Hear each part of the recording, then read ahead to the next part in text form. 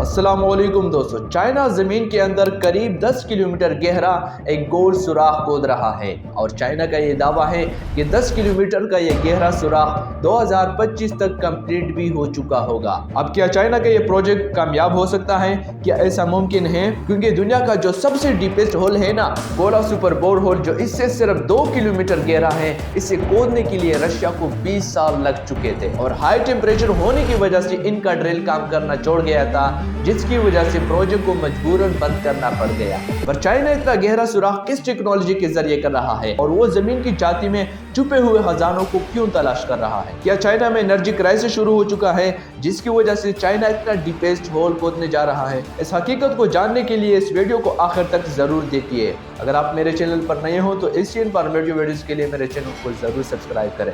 दोस्तों, सिचुएशन कुछ ऐसी है कि पिछले 21 सालों में चाइना का एनर्जी कंजम्पशन 256.5% से बढ़ चुका है, जो इसके अराइवल यूएसए से भी दुगना हो चुके हैं। इसका इम्पैक्ट कुछ इस तरह से पड़ा है कि चाइना में क्वाइट फ्रीक्वेंटली लोड शेडिंग शुरू हो चुका है। लेकिन अब यह सवाल पैदा होता है कि क्या चाइना का ये 10 किलोमीटर गहरा होल चाइना की एनर्जी क्राइसिस को कम कर पाएगा या नहीं? बहुत ही स्ट्रॉन्ग चांस है कि यस, और ये मैं आपको आगे बताऊंगा कि कैसे। आज तक कोई कंट्री रशिया के अलावा इतनी गहराई तक नहीं जा पाई है। इनफैक्ट सऊदी का डीपेस्ट ऑयल वेल जो है वो भी 4000 मीटर ही गहरा है और इसकी वजह यह है कि सऊदी के पास ऑलरेडी तेल है। लेकिन क्या चाइना में तेल मिल सकता है? इसको जानने के लिए हमें जमीन को थोड़ा अंदर से समझना होगा। तो देखो, ये है अर्थ का क्रस्ट जो करीब 100 किलोमीटर गहरा होता है। मतलब जहां पर हम खड़े हैं वहां से शुरू होकर 100 किलोमीटर जमीन के नीचे तक ये जाता है। अब चाइना की इस जगह यानी क्रस्ट में जो रॉक्स मौजूद है ना,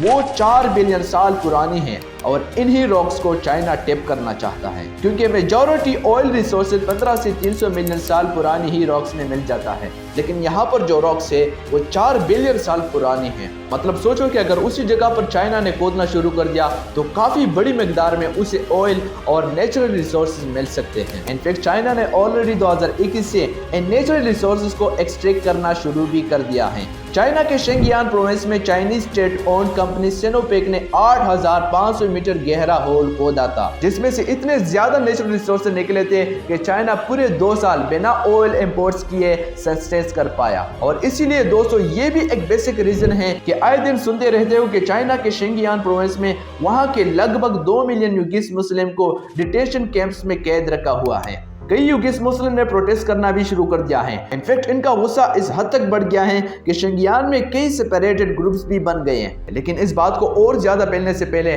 चाइना ने इस रिबेलियन को क्रश करके इन माइनॉरिटीज को डिटेंशन सेंटर में भर दिया और यही पॉलिसी चाइना में आज के तारीख तक चल रही है। लेकिन कमिंग बैक टू चाइना की एनर्जी क्राइसिस, ऑफ कोर्स इसे काउंटर करने के लिए चाइना को चाहिए कोल नेचुरल गैस, जो अनफॉर्चुनेटली उसे ऑस्ट्रेलिया, मलेशिया और कतर से इंपोर्ट करना पड़ता है। और अगर इंपोर्ट की बात करें तो चाइना को इस हद तक करना पड़ रहा है कि इसकी total energy needs around 60% currently import से ही पूरा करता है, व्हिच मींस चाइना दूसरे कंट्रीज पर हेवीली डिपेंडेंट है। चाइना के नेचुरल रिसोर्सेज मिनिस्टर ने ये ओपनली कह दिया था कि इस तरह दूसरे मुल्कों पर एनर्जी डिपेंडेंसी चाइना के नेशनल सिक्योरिटी के लिए खतरा साबित होगी। और इसका मतलब ये है कि जिस तरह से रशिया ने अपनी दुश्मनी निकालने के लिए वेस्टर्न कंट्रीज को ऑयल देने से मना कर दिया, इसी तरह चाइना को यह डर है कि रिसेंटली उनके अगेंस्ट नफरत की वजह से क्या अगर ऑस्ट्रेलिया या मलेशिया और कतर भी उसे अपने एनर्जी रिसोर्सेज पहुंचाना बंद कर दे तो क्या होगा। और इसलिए चाइना ने अपने स्टेट ओन्ड कंपनी सिनोपेक के अलावा टॉप ऑयल कंपनी CNOOC और पेट्रो चाइना में इन्वेस्टमेंट करके उन्हें शिंजियांग प्रोविंस में ऑयल एक्सप्लोरेशन की कुली चोट दी है। इस प्रोजेक्ट के लिए चाइना ने खास 2000 टन की ऐसी मशीनरीज बनाई हैं जो अब तक के डीपेस्ट रशियन बोल होल कोला में यूज हुए मशीनरीज से भी ज्यादा एडवांस है। जैसा आपको पता है कि जमीन के नीचे टेम्परेचर ऑपरेशन ये दोनों हाई होते हैं, मतलब इतना ज्यादा कि वहां पर नीचे लोहा भी आसानी से पिघल जाता है और इसी हाई टेम्परेचर की ऑपरेशन को झेलते हुए मशीनरीज को टेक करना पड़ता है। तो जैसे ही कोला में यूज हुई मशीनरीज 180 सेल्सियस के टेम्परेचर को झेलते हुए ताकत रखते थे, इसी तरह चाइना के एडवांस मशीनरीज 200 डिग्री सेल्सियस के तापमान को आसानी से झेल सकते हैं। और वहीं पर अगर प्रेशर की बात करें तो इन मशीनरीज में 1700 टाइम्स गुना ज्यादा प्रेशर सस्टेन करने की कैपेबिलिटी है। इतने एडवांस होने की वजह से ये मशीनरीज काम भी फास्ट करेंगे और इसी वजह से कोलाबुल होल को जहां ड्रिल करने में 20 साल लग गए, वहीं पर ये मशीनरीज 1.5 साल के अंदर इस प्रोजेक्ट को खत्म कर देंगे। और इसके लिए चाइना ने अपने करंट 5 ईयर्स प्लान में इस विजन को अपना मेजर एजेंडा बताया। इस पॉलिसी के तहत शिंजियांग के अलावा भी चाइना ने पूरी कंट्रीज में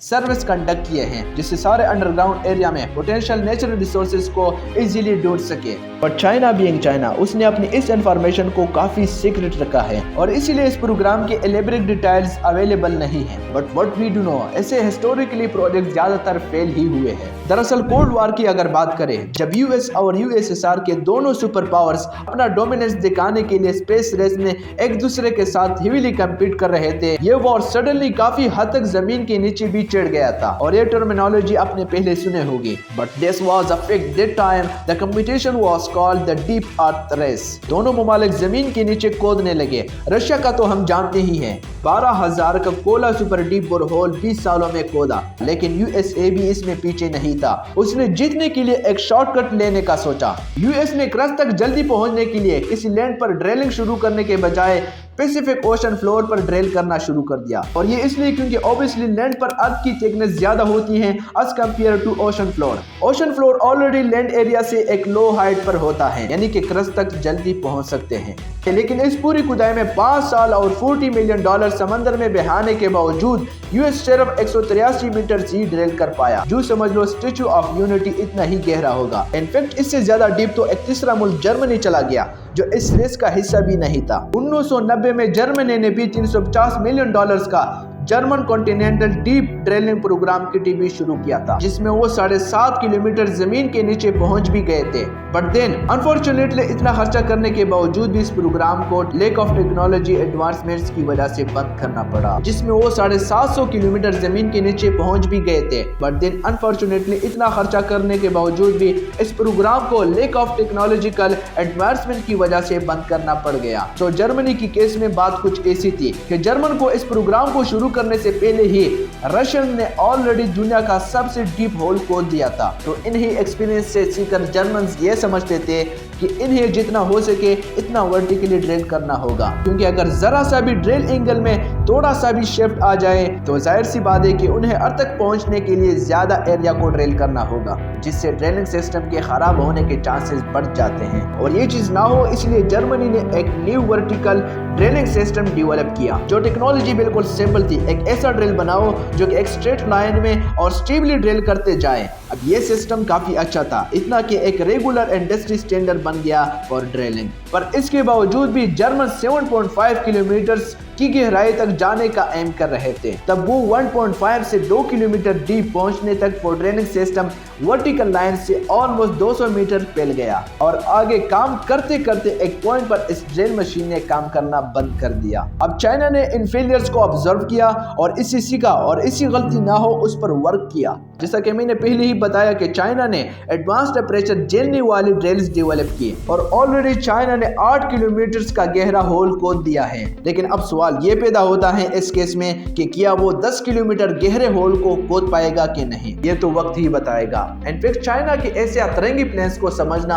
अपने आप में एक चैलेंज है, क्योंकि कुछ आर्टिकल तो ये भी कह रहे हैं कि चाइना अब डीप अर्थ बॉम्ब्स बना रहा है। वहीं पर कुछ आर्टिकल्स ऑन अनदर हैंड ये भी कह रहे हैं कि चाइना अब इन डेजर्ट एरिया में डीप अर्थ एक्वीफर्स डेवलप कर रहा है। तो मेरे हिसाब से ये भी हो सकता है कि चाइना की यही स्ट्रेटेजी है कि वो ऐसा प्रोपेगेंडा क्रिएट कर रहा है, काफी सारे मेगा प्रोजेक्ट्स में हाथ डाल रहा है ताकि बाकी कंट्रीज कंफ्यूज हो सके कि चाइना हर जगह में कैसे, और वो इतने सारे प्रोजेक्ट्स एक साथ कैसे अंजाम दे रहा है। और अल्टीमेटली चाइना अपना पूरा फोकस एंड इस प्रोजेक्ट को ही देगा। सिमिलर स्ट्रेटेजी फॉलो कर रहा है नेदरलैंड्स भी।